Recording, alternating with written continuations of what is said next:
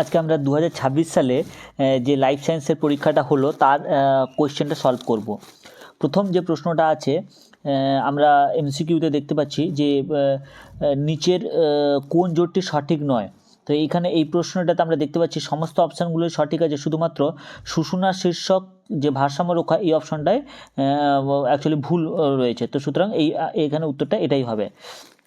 2 নম্বরে দেখতে পাচ্ছি কাজের প্রকৃতি অনুযায়ী অপটিক ভেগাস এবং ট্রক্লিয়ার স্নায়ু হলো যথাক্রমে কোনটা। তাহলে এখানে যে অপশানটা সঠিক হবে সেটা হচ্ছে কি ক্ষয়ের দাগেটা, যে সংজ্ঞাবহ, মিশ্র এবং আজ্ঞাবহ। কারণ আমরা জানি অপটিক হচ্ছে একটা সংজ্ঞাবহ স্নায়ু, ভেগাস হচ্ছে একটা মিশ্র স্নায়ু এবং ট্রক্লিয়ার হচ্ছে আজ্ঞাবহ স্নায়ু। নেক্সট হচ্ছে কি 1-3 যে প্রশ্নটা রয়েছে এ স্তম্ভ এবং বি স্তম্ভ মিলিয়ে, সেখানে আমরা যদি দেখি যে ফোটোন্যাস্টিক চলনের যে অপশানটা রয়েছে যার সাথে মিলবে সেটা হচ্ছে কি আমরা জানি ফোটোন্যাস্টিক চলনের সূর্যমুখীর ফুল তীব্র আলোতে ফোটে, এই অপশানটা ঠিক হবে। থার্মোন্যাস্টিক চলনের ক্ষেত্রে আমরা জানি টিউলিপ ফুলের বেশি উষ্ণতায় ফোটে, এই অপশানটা হবে। সিসমোন্যাস্টিকের ক্ষেত্রে লজ্জাবতীর পাতা স্পর্শ করলে মধ্যে যে অপশানটা হবে। আর কেমোন্যাস্টিক চলনের ক্ষেত্রে সূর্য শিশিরের পাতার রোম পোকার দেহে রাসায়নিক পদার্থের প্রভাবে ভেঙে গিয়ে পোকাটিকে আঁকড়ে ধরে, এই অপশানটা ঠিক হবে। তাহলে এখানে যদি আমরা দেখি তাহলে অ্যাকচুয়ালি 1-এর গয়ের অপশানটা অ্যাকচুয়ালি ঠিক অপশান হবে। নেক্সট হচ্ছে কি 1-এর দাগে 4-এ আমরা দেখতে পাচ্ছি নিচের কোন ঘটনাটি প্রাণীকোষের মাইটোসিসের টেলোফেজ দশা দেখা যায়। এখানে 1-এর দাগের যে গয়ের অপশানটা সেটা ঠিক হবে, নিউক্লিয় পর্দা নিউক্লিয়াস পুনরায় তৈরি হয়। নেক্সট হচ্ছে কি 1-এর 5 যে প্রশ্নটা রয়েছে স্বপরাগযোগের সম্পর্কে নিচের কোন বক্তব্যটি সঠিক। সেখানে আমরা যদি দেখি এখানে হচ্ছে কি কোনো বাহকের প্রয়োজন হয় না স্বপরাগযোগে, এই অপশানটা ঠিক হবে। টেলোমিয়ার সম্পর্কে নিচের কতগুলি বক্তব্য সঠিক। এখানে আমরা জানি ক্রোমোজোমের প্রতিটি বাহুর প্রান্তকে টেলোমিয়ার বলে, এটা অপশানটা ঠিক আছে। এই অংশে অপর কোনো ক্রোমোজোম যুক্ত হতে পারে না, এই অপশানটা ঠিক আছে। আচ্ছা, এই অংশে বেমতন্তু যুক্ত হয়, এই অপশানটা ভুল আছে। এই অংশে নিউক্লিয়াস গঠন অংশ, এই অপশানটা ভুল আছে। তার মানে এক্ষেত্রে ক্ষয়ের অপশানটা ঠিক হবে, ঠিক আছে। নেক্সট হচ্ছে কি মটর গাছের ক্ষেত্রে কোনটি প্রকট গুণ। এখানে আমরা দেখতে পাচ্ছি পরিণত বীজের আকার গোল, এই অপশানটা অ্যাকচুয়ালি সঠিক অপশান। নেক্সট হচ্ছে কি সাদা অমসৃণ রোমের ফিনোটাইপ যুক্ত গিনিপিগের একটি সম্ভাব্য জিনোটাইপ কী দিয়ে দেওয়া হয়েছে, স্মল বি ক্যাপিটাল আর। এর অপর সম্ভাব্য জিনোটাইপটা কী হবে, এখানে অ্যাকচুয়ালি এই ঘয়ের অপশানটা ঠিক হবে, ঠিক আছে। নেক্সট হচ্ছে কি নিচের কোন বক্তব্যটি সঠিক। এখানে আমরা যদি দেখি বর্ণান্ধতা হলো একটি এক্স ক্রোমোজোম ঘটিত প্রকট জিন ঘটিত রোগ, বা পরের যে অপশানটা রয়েছে থ্যালাসেমিয়া হলো একটি এক্স সংযোজিত প্রচ্ছন্ন ঘটিত রোগ, এই দুটো অপশানে একটু ভুল আছে। এইখানে যে গয়ের অপশানটা আছে দেখতে পাচ্ছি হিমোফিলিয়া হলো একটা এক্স সংযোজিত প্রচ্ছন্ন ঘটিত রোগ, এই অপশানটা সঠিক, ঠিক আছে না। পরে যে অপশানটা রয়েছে থ্যালাসেমিয়া হলো একটি অটোজোম বাহিত প্রকটধর্মী জিন ঘটিত, এটা ভুল। কারণ হচ্ছে কি আমরা জানি থ্যালাসেমিয়া একটি অটোজোম বাহিত প্রচ্ছন্নধর্মী রোগ। তো সুতরাং অ্যাকচুয়ালি এখানে 1-এর 9 তাহলে কোন অপশানটা সঠিক হবে, গয়ের অপশানটা, ঠিক আছে। নেক্সট হচ্ছে কি 1-এর 10 দিয়েছে নিচে বিবর্তন সম্পর্কিত কয়েকটি ধারণা উল্লেখ করা হলো, কি বলেছে এখানে আমরা দেখতে পাচ্ছি। সেখানে বলেছে এদের মধ্যে ডারউইনের তত্ত্বের প্রতিপাদ্য বিষয় কটি। আমরা জানি যোগ্যতমের উদ্বর্তন, এটা ডারউইনের প্রতিপাদ্য বিষয়, এই অপশানটা তাহলে যে ডারউইন বলেছে। অর্জিত গুণাবলী, এটা হচ্ছে আমরা ল্যামার্ক জানি, ব্যবহার অব্যবহার ল্যামার্ক জানি। প্রাকৃতিক নির্বাচন, এটা ডারউইন বলেছে। অস্তিত্বের জন্য জীবন সংগ্রাম, এটাও ডারউইন বলেছে। অত্যাধিকার বংশবৃদ্ধি, এটাও ডারউইন বলেছে। তাহলে অ্যাকচুয়ালি আমরা কি দেখতে পাচ্ছি এখানে যে 4টি মানে কয়ের অপশানটা ঠিক হবে, ঠিক আছে। আচ্ছা, মিলার ও উডের পরীক্ষায় জীবদের কোন মূল উপাদানটি তৈরি হয়েছিল, এখানে অ্যামাইনো অ্যাসিড অপশানটা ঠিক হবে। ঘোড়ার বিবর্তনের ধারা আধুনিক ঘোড়ার সামনের আর পিছনের পায়ে কোন পরিবর্তন লক্ষ্য করা যায়। তাহলে সামনের পায়ে এবং পিছনের পায়ে কি হয়েছে, আমরা জানি খুর তৈরি হয়েছে আর আঙুলের সংখ্যার হ্রাস পেয়েছে। তো তাহলে আমরা ফাইনালি আমরা যদি দেখি একটি আঙুল রয়েছে যেখানে হচ্ছে গিয়ে খুর আছে, তাহলে আমরা 1-এর 12তে দেখতে পাচ্ছি খুর আছে একটি করে আঙ্গুল, এই অপশানটা ঠিক হবে। কারণ আমরা জানি ঘোড়ার বিবর্তনের ক্ষেত্রে শেষ পর্যন্ত কার্যকরী আঙ্গুল একটি ছিল এবং তাতে খুর তৈরি হয়েছিল।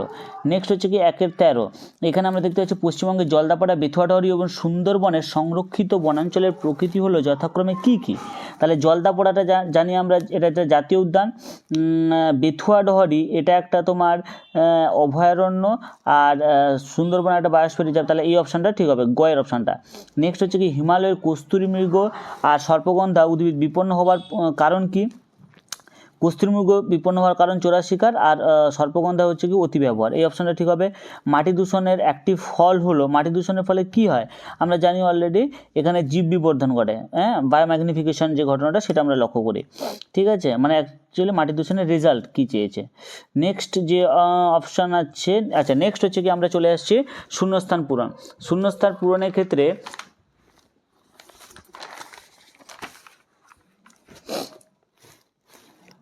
দুইয়ের দাগের একে যে কোয়েশ্চেনটা রয়েছে, প্রতিবর্ত চাপে ড্যাশ হলো কারক অঙ্গ। এখানে আমরা কারক অঙ্গ হিসেবে প্রতিবর্ত চাপের ক্ষেত্রে কি দেখি, পেশি দেখি, আবার গ্রন্থি দেখি। তাহলে তুমি পেশিও লিখলে হবে, গ্রন্থি লিখলে হবে, যা খুশি লিখতে পারো। তাহলে পেশি গ্রন্থি যেটা খুশি লিখলেও কিন্তু অপশানটা ঠিক হবে, ঠিক আছে। নেক্সট হচ্ছে কি ক্রোমাটিন জালিকা ক্রোমোজোম হলো ড্যাশ অণুর পৃথকীকৃত অবস্থা, এটা কি হবে ডিএনএ, এটাতে লিখতে হবে কি ডিএনএ, ঠিক আছে। নেক্সট হচ্ছে কি মুক্তলতি এবং যুক্তলতি কানের মধ্যে প্রকট বৈশিষ্ট্য হলো কোনটা না মুক্তলতিটা, তাহলে মুক্তলতিটা অ্যাকচুয়ালি হচ্ছে কি এখানে প্রকট বৈশিষ্ট্য, ঠিক আছে, মুক্তলতিটা হবে প্রকট বৈশিষ্ট্য। আচ্ছা নেক্সট হচ্ছে কি তাহলে মুক্তলতিটা হবে প্রকট বৈশিষ্ট্য। নেক্সট হচ্ছে কি বিজ্ঞানী ওপারিনের মতে প্রাণ সৃষ্টির আগে পৃথিবীর বায়ুমণ্ডল জারণ বিজারণ ক্ষমতার বিচার ড্যাশ প্রকৃতির ছিল, এটা বিজারণ প্রকৃতির ছিল, এটা কেমন হবে বিজারণ প্রকৃতির ছিল হবে। আচ্ছা বিশ্ব উষ্ণায়ন জলবায়ু পরিবর্তনের ফলে উৎপন্ন হওয়া দক্ষিণ মেরু অঞ্চলে একটি পক্ষী জাতীয় প্রজাতি হলো ড্যাশ, এটা পেঙ্গুইন লিখতে হবে। আচ্ছা নাইট্রোসোমোনাস ব্যাক্টর নাইট্রোজেন চক্রের ড্যাশ ধাপে অংশগ্রহণ করে, এটা নাইট্রোসোমোনাস লিখতে হবে, নাইট্রোসোমোনাস নাইট্রোব্যাক্টর নাইট্রোজেন চক্রের ড্যাশ ধাপে অংশগ্রহণ করে, এটা নাইট্রিফিকেশন ধাপে লিখতে হবে, ঠিক আছে। নেক্সট হচ্ছে কি সত্য মিথ্যা, এটা করোয়েড আলোর প্রতিফলনের হ্রাস করে, রেটিনা স্পষ্ট প্রতিবিম্ব কী বলেছে, করোয়েড আলোর প্রতিফলন হ্রাস করে রেটিনার স্পষ্ট প্রতিবিম্ব গঠনে সাহায্য করে, এই স্টেটমেন্টটা সঠিক, ঠিক আছে। অযৌন জন্য একটিমাত্র জনিত্রীজীব অপত্যজীব সৃষ্টি করে, এটাও ঠিক আছে। নেক্সট হচ্ছে একটি সংকর দীর্ঘ মটর গাছের সঙ্গে একটি খর্বাকার মটর গাছের সংকরায়নের ফলে উৎপন্ন অপত্যগুলির মধ্যে খর্বাকার মটর গাছের শতকরা পরিমাণ 100%, এটা ভুল স্টেটমেন্ট, এটা তাই কেন এটা হচ্ছে কি 50% হবে অ্যাকচুয়ালি আমরা যদি ক্রস করে দেখি। আচ্ছা সমসংস্থ অঙ্গ অভিসারী বিবর্তনকে নির্দিষ্ট করে, এটাও ভুল স্টেটমেন্ট আছে। আচ্ছা তুষার চিতা সুন্দরলান হটস্পটের একটি তোমার যে বিপন্ন প্রাণী, এটাও ভুল স্টেটমেন্ট আছে। জিব্বারেলিন মুকুল বীজের সুপ্তাবস্থা অঙ্গ, এটা সঠিক স্টেটমেন্ট আছে, ঠিক আছে, এটা ট্রু হবে। আচ্ছা নেক্সট সত্য মিথ্যা, অ্যাডাক্টার পেশি কী হবে, অ্যাডাক্টার পেশি হচ্ছে কি ল্যাটিসিমাস ডরসি হবে। মিওসিস কী হবে, ক্রোমোজোম সংখ্যা ধ্রুবক রাখতে সাহায্য করে, জেনেটিক কাউন্সিলিংয়ের ক্ষেত্রে বংশগত রোগ প্রতিরোধ হয়। লালা গ্রন্থি কী হবে, লাল গ্রন্থি হচ্ছে কি মাছের পটকায় গ্যাস মুক্ত করে, যেটাকে রেড গ্ল্যান্ড বলে।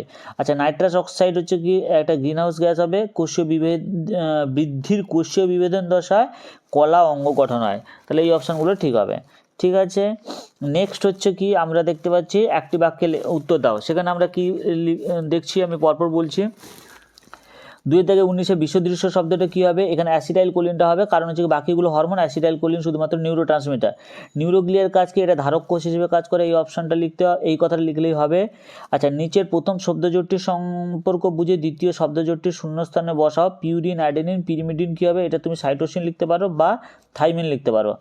আচ্ছা এখানে বলেছে ক্যাপিটাল বি ক্যাপিটাল ওর small B small R genotype সম্পন্ন দুটি জীবের সংকরায়নের ক্ষেত্রে F2 জনিত সৃষ্ট অপত্যদের মধ্যে বিবি আর এবং capital B small B R genotype যুক্ত অনুপাত 1:4 হলে ওই জনুতে এই capital B capital R small R ও capital B small R genotype অনুপাত কত হবে, আমরা জানি এখানে capital B capital R small R দুটো হবে, আর small capital B small capital R small R এটাও দুটো হবে, তাহলে এদের কি হবে, এটা অনুপাতটা হবে 2:2, ঠিক আছে, 2:2 হবে।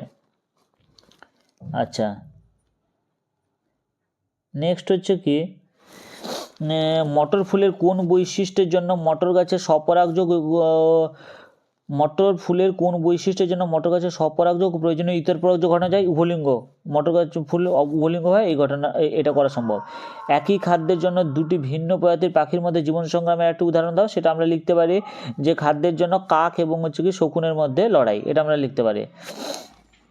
আচ্ছা, নিচে 4টি বিষয়ের মধ্যে একটি অপর বিষয়ের অন্তর্গত সে খুঁজে বের করো। এখানে হচ্ছে কি আমরা জানি জল দূষণ অপশানটা হবে, কারণ জল দূষণের আন্ডারে জীবাণু, কৃষিক্ষেত্রে পর্যায়ে ইউট্রিফিকেশন এগুলো আছে। কীটনাশক আগাছানাশক পদার্থ ছাড়া পরিবেশে অপর একটি পদার্থের নাম লেখো যেটি ক্যান্সার ঘটায়। এটা তুমি ইউভি লিখতে পারো, যেটাকে আমরা তেজস্ক্রিয় পদার্থ লিখতে পারি। ঠিক আছে। মস্তিষ্ক সুষুম্না রস বা সিএসএফ কোথায় অবস্থান করে তার একটি অবস্থান এবং একটি কাজ লিখতে বলেছে। একটি অবস্থান আমরা লিখতে পারি কেন্দ্রীয় স্নায়ুতন্ত্রের গহ্বর, আর একটি কাজে আমরা লিখতে পারি সাবঅ্যারাকনয়েড স্পেস লিখতে পারি। আচ্ছা, অক্ষিগোলকের নিম্নলিখিত দুটি অংশের কাজ লেখো। কর্নিয়াতে আমরা লিখতে পারি প্রতিসারক মাধ্যম হিসেবে কাজ করে, আর আইরিস কী কাজ করে আমরা জানি তারারন্ধ্রকে ছোট বড় করে চোখে সঠিক আলো প্রবেশ ঘটাতে সাহায্য করে। আচ্ছা, গর্ভাবস্থা সূচিত হলে প্রজেস্টেরন হরমোন কী ভূমিকা পালন করে আমরা জানি জরায়ুর অমসৃণ পেশির সংকোচনে বাধা দান করাই হচ্ছে কি প্রজেস্টেরন হরমোন কাজ হচ্ছে কি গর্ভাবস্থায়। ঠিক আছে, এইগুলো লিখতে হবে।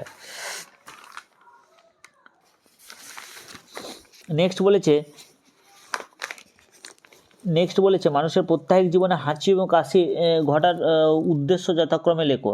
আমরা সবাই জানি হাঁচি এবং কাশি হচ্ছে কি প্রতিবর্ত ক্রিয়ার সাথে যুক্ত।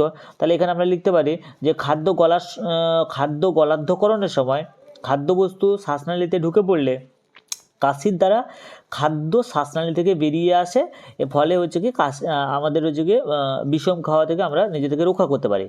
আর একটা লিখতে পারো তোমরা যে হাঁচির ক্ষেত্রে আমরা এটা লিখতে পারি যে নাকে কোনো বিজাতীয় বস্তু ঢুকলে আমরা দ্রুত হাঁচির দ্বারা আমাদের বিজাতীয় বস্তুটাকে আমরা ধীর বাইরে বের করে দিতে পারি। তাহলে এগুলো অ্যাকচুয়ালি প্রতিবর্ত ক্রিয়ার জন্যই হয়ে থাকে, আমরা জানি এগুলো। আচ্ছা, নেক্সট হচ্ছে কি ফার্নের যৌনুক্রমে রেণুধর এবং লিঙ্গধর যৌনুর ধারাবাহিক দশাগুলোর নাম সারণের সাহায্যে দেখাও। তোমরা যেটা যৌনুক্রমটা যে ফ্লো ডায়াগ্রামটা প্র্যাকটিস করেছিলে সেই ফ্লো ডায়াগ্রামটাই লিখে দিলেই হবে। ঠিক আছে। শব্দচিত্রের মাধ্যমে সপুষ্পক উদ্ভিদের যৌন জনন পদ্ধতিটি উপস্থাপন করো। এটাকে তোমরা যারা এবছর যৌনজনন পদ্ধতিটা পড়েছিলে সেইগুলোকে পরপর পর্যায়ক্রমিকভাবে লিখে দিলে হবে, নতুবা তোমাদের হচ্ছে কি যে সূচিপত্রটা আছে সেই সূচিপত্রতেও এখানে একটা যৌনজনন পদ্ধতিটা একটা শব্দছক দেওয়া রয়েছে, সেটা লিখলেও হবে। আচ্ছা, ক্রোমোজোমের রাসায়নিক উপাদানগুলি একটা শব্দছকের সাহায্যে দেখাও। এটা বহুবার তোমার মাধ্যমিকে এসেছে, এবছর আবার সেটা রিপিট হয়েছে। তোমরা জানো ক্রোমোজোমের দুটো অংশ থাকে, প্রোটিন আর নিউক্লিক অ্যাসিড পার্ট। প্রোটিনে হিস্টোন নন হিস্টোন পার্ট হয়, আর নিউক্লিক অ্যাসিডে আমরা জানি তিনটি পার্ট থাকে, 5 কার্বনযুক্ত শর্করা, নাইট্রোজেন বেস, আর হচ্ছে তোমার ওই ফসফরিক অ্যাসিড। 5 কার্বনযুক্ত শর্করার মধ্যে আমরা জানি ডিঅক্সিরাইবোজ শর্করা আছে আর রাইবোজ শর্করা আছে, আর নাইট্রোজেন বেসের আন্ডারে আছে আমরা জানি পিউরিন আর পিরিমিডিন। পিউরিনের মধ্যে আমরা জানি অ্যাডেনিন আর গুয়ানিন আছে, আর পিরিমিডিনের মধ্যে সাইটোসিন থাইমিন ইউরাসিল আছে। এগুলো অলরেডি প্রিভিয়াস ইয়ারের মাধ্যমিকে এসেছে, এটা আবার রিপিট হয়েছে। আচ্ছা, বংশগতি সম্পর্কিত নিচে দুটি শব্দ ব্যাখ্যা করো, মানে তোমাকে ডিফাইন করতে হবে বা সংজ্ঞা লিখতে হবে। তাহলে লোকাস কি আমরা জানি ক্রোমোজোমের যে বিন্দুতে জিন অবস্থান করে সেটাকে লোকাস বলে, এটা লিখে দিলে হবে। আর অ্যালিল কাকে বলে আমরা জানি একই জিনের ভিন্ন রূপকে অ্যালিল বলে। আচ্ছা, এখানে বলেছে মানুষের ক্ষেত্রে সন্তানের লিঙ্গ নির্ধারণে পিতার ভূমিকা। তো একটা ক্রসের সাহায্যে দেখাতে বলেছে। তোমরা এটা মানুষের ক্ষেত্রে লিঙ্গ নির্ধারণ যেটা তোমরা করেছিলে সেই XX × XY দিয়ে যে ক্রসটা সেটা দেখিয়ে দিলেই হয়ে যাবে। আচ্ছা, যদি একজন বর্ণান্ধতার বাহক মহিলা কোনো স্বাভাবিক বর্ণ দৃষ্টিসম্পন্ন পুরুষকে বিবাহ করেন এবং তাদের একটি পুত্র একটি কন্যা সন্তান হয়, তাহলে ওই পুত্র কন্যার প্রত্যেকের মধ্যে বর্ণান্ধতা প্রকাশিত হওয়ার সম্ভাবনা কত? এখানে আমরা যদি দেখি তাহলে আমরা রেজাল্ট পাবো কন্যা হচ্ছে কি 0% পাবো, কন্যার আক্রান্ত হওয়ার সম্ভাবনা 0%, কিন্তু পুত্র হচ্ছে কি 50% আমরা পাবো। পুত্রের ক্ষেত্রে আমরা আক্রান্ত হওয়ার সম্ভাবনা আমরা কত পাবো? 50%। লবণ সহনের ক্ষেত্রে সুন্দরী গাছে লবণগ্রন্থির ভূমিকা লেখো। এখানে আমরা জানি অতিরিক্ত লবণ ত্যাগ করতে লবণগ্রন্থি সাহায্য করে, সেই কথাটা লিখলেই হবে। আচ্ছা, ডারউইনের অভিব্যক্তি সংক্রান্ত তত্ত্বের নিম্নলিখিত দুটি প্রতিপাদ্য বিষয় বলেছে অত্যধিক হারে বংশবৃদ্ধি এবং প্রাকৃতিক নির্বাচন। এগুলো তোমরা অলরেডি পড়েছো যে প্রত্যেক জীবী হচ্ছে কি জানি আমরা বংশবিস্তার করতে চাই, এই অত্যধিক হারে বংশবিস্তার করার কারণ হচ্ছে কি তাদের অস্তিত্বকে টিকিয়ে রাখতে চায়। ঠিক আছে কিনা? আর অত্যধিক হারে যখন বংশবিস্তার করে তাদেরকে বিভিন্ন রকমের সংগ্রামে লিপ্ত হতে হয়, এটা আমরা পড়েছি, এগুলোই লিখতে হবে। ঠিক আছে। সংগ্রামে লিপ্ত হওয়ার পরে যারা অনুকূল ভেদ সম্পন্ন বৈশিষ্ট্য অর্জন করে তারা হচ্ছে কি প্রকৃতিতে টিকে থাকে এবং তাকেই প্রাকৃতিক নির্বাচন বলে। এগুলো আমরা পড়েছি, এগুলোই তোমরা সুন্দরভাবে এক্সপ্লেন করে দিলেই হয়ে যাবে। ঠিক আছে।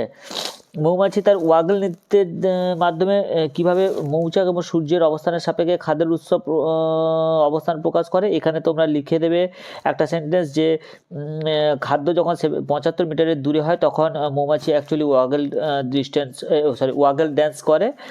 আর যদি মৌমাছি নিম্নমুখী নৃত্য করে তাহলে বুঝতে হবে খাদ্যের অবস্থান সূর্যের বিপরীতে রয়েছে, আর যদি ঊর্ধ্বমুখী নৃত্য করে তখন বুঝতে হবে খাদ্যের অবস্থান সূর্যের দিকে রয়েছে। এই 2-3টে কথা লিখলেই হবে।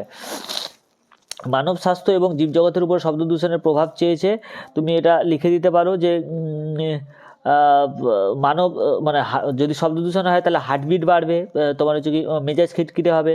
আর জীবজগতের উপরে তোমরা লিখবে যে কুকুররা খুব আতঙ্কিত হয়ে পড়ে, অন্যান্য বন জঙ্গলে থাকা বিভিন্ন রকমের প্রাণী যাদের হচ্ছে কি প্রজনন ব্যাহত হতে পারে, এই সমস্ত জিনিস তোমরা লিখলেই হবে। নেক্সট হচ্ছে কি সুন্দরবনে একটি পরিবেশগত সমস্যা হলো দূষণ। সুন্দরবনের ফলে সুন্দরবন অঞ্চলে দূষণের 4টি উৎস লেখো। তো এটা তোমরা কৃষিজ দূষণ লিখতে পারো, আমরা যে বিভিন্ন রকমের রাসায়নিক সার প্রয়োগ করি সেখানে একটা দূষণ হয়, বা তোমরা হচ্ছে কি গৃহস্থালীর আবর্জনা যেগুলো সেখান থেকে দূষণ হয়, তারপরে বায়ু দূষণ, কলকারখানায় সেট আপ হচ্ছে যেখান থেকে বায়ু প্রচুর পরিমাণে দূষিত হচ্ছে। তারপরে হচ্ছে কি সুন্দরবনের পার্শ্ববর্তী যে সুন্দরবনের যে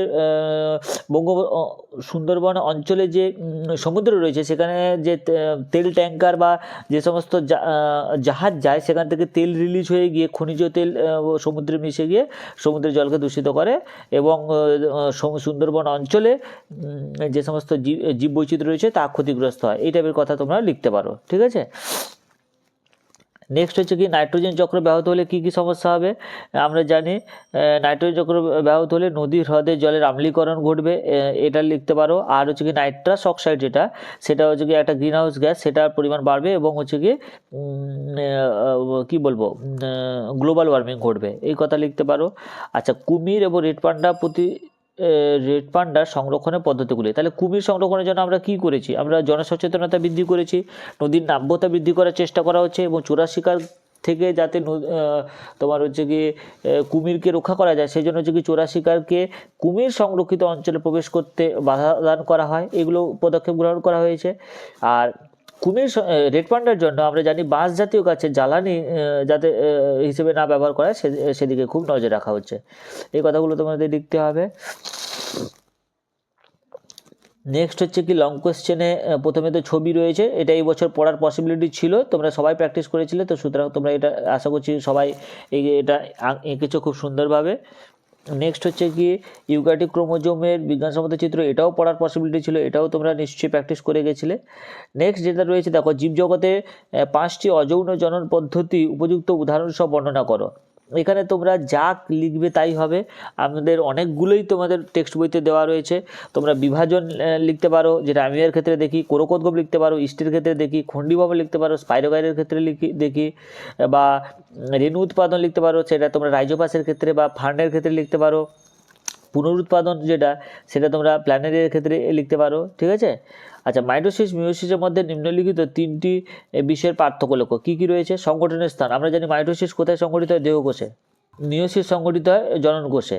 আচ্ছা, মাইটোসিসে ক্রোমোজোম বিভাজনের প্রকৃতি যদি দেখি, মাইটোসিসের ক্ষেত্রে ক্রোমোজোমের সংখ্যা মানে মাতৃকোষের সমান থাকে, আর মিওসিসের ক্ষেত্রে তোমার হচ্ছে কি ক্রোমোজোম সংখ্যা জনমাতৃকোষের অর্ধেক হয়ে যায়।